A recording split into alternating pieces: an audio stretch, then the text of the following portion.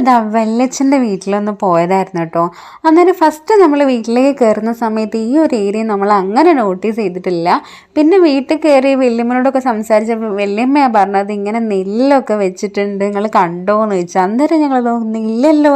അങ്ങനെ വല്യമ്മയും ഞങ്ങളൊക്കെ പോയി ഇതാ കാണാൻ വേണ്ടി പോയപ്പോട്ടോ നെല്ല് നന്നായിട്ട് ഉണ്ടായി വന്നിട്ടുണ്ട് കേട്ടോ. ഞാൻ ഫസ്റ്റ് ടൈം ഞാൻ കണ്ടിട്ടുണ്ട്, അതായത് വയലേരിയകളിലൊക്കെ ഇങ്ങനെ കണ്ടിട്ടുണ്ട് അങ്ങനെ നെല്ല് കൃഷി ചെയ്തിട്ടുള്ളത്. പക്ഷേ ഇങ്ങനെ എന്താ പറയുക, അടുത്തിങ്ങനെ തൊട്ട് കാണുന്നത് ആദ്യമായിട്ടാണ് കേട്ടോ സത്യം പറയുകയാണെങ്കിൽ.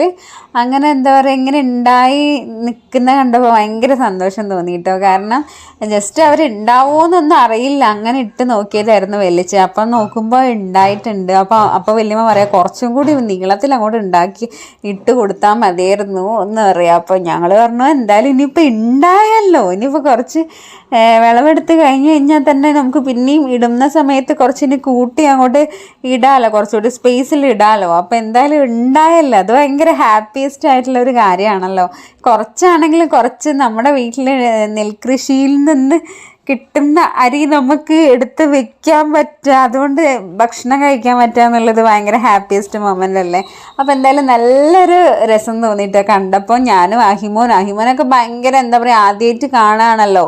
അപ്പോൾ അവൻ എന്താണെന്നൊന്നും അറിയില്ല. അപ്പോൾ ഞാൻ ചോറ് വയ്ക്കുന്ന അരിയാണ്, അത് ഉണ്ടാക്കുകയാണ് എന്നൊക്കെ പറഞ്ഞ് ഇങ്ങനെ കൊടുത്ത സമയത്ത് അപ്പോൾ ഒക്കെ മനസ്സിലായി. അപ്പോൾ എന്തായാലും ഇനി ഇങ്ങനെ വിളവെടുത്ത് കഴിഞ്ഞാലാണ് കുറച്ച് പണിയുള്ളത്. അടിപൊളിയായിട്ടുണ്ട്. അപ്പോൾ വലിയ പറയാണ് കുറേ പേര് വന്ന് ഇങ്ങനെ കാണുന്നുണ്ട്. കാരണം എല്ലാവർക്കും ഭയങ്കര എക്സൈറ്റ്മെൻ്റ് ആയിരിക്കും.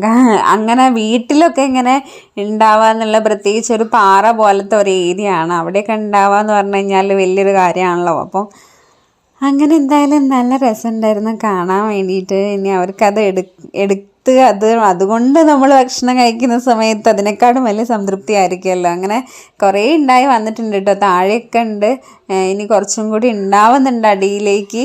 അപ്പോൾ അവിടെ ഫുള്ളങ്ങനെ ഒരു കുഴി പോലെ ആക്കി കൊടുത്തിട്ടുണ്ടായിരുന്നു. അങ്ങനെ വയലേരിയകളിലാണല്ലോ കൂടുതലുണ്ടാവുക. അപ്പം അങ്ങനെ കുഴി പോലെ ആയിട്ട് അതിലൊക്കെ വെള്ളമുണ്ട്, അതിലാണിത് ഉണ്ടായിരിക്കുന്നത്. എന്തായാലും നല്ല രസമുണ്ടായിരുന്നുണ്ട് കാണാൻ വേണ്ടിയിട്ട്. ഞങ്ങൾക്ക് ഭയങ്കര ഒരു ഫസ്റ്റ് ടൈം എക്സ്പീരിയൻസ് ആയിരുന്നു നമുക്ക് ഇങ്ങനെ കാണുന്നത്, അതായത് വീട്ടിൽ കാണുന്നത്.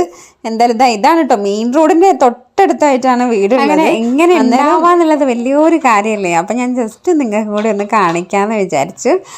അപ്പോൾ ഞങ്ങൾ ജസ്റ്റ് വന്നതേ ഉള്ളൂ, വന്നപ്പോൾ ഇത് കണ്ടപ്പം വേഗം അതിൻ്റെ പിറകെ ആയതാണ്. അപ്പോൾ ഓക്കേ, ബൈ.